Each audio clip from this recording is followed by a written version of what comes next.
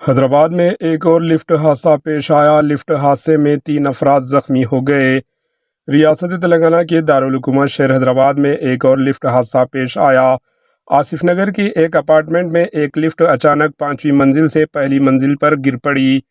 Police نے بتایا کہ حادثے کے وقت لفٹ میں 3 بچے سمیت 3 افراد بھی شامل تھے۔ بتایا گیا ہے کہ حادثے میں بچوں کو کوئی زخم نہیں آئے، لیکن لفٹ میں سوار 3 افراد شدید طور پر زخمی ہو گئے، جس میں ایک افراد کی ہڈی ٹوٹ گئی اور 2 کی ٹانگیں ٹوٹ گئی۔ نامپلی MLA ماجد حسین نے زخمیوں کی عیادت کی۔ پولیس نے کیس درج کر کے تحقیقات شروع کر دی۔ Bureau report AHN news.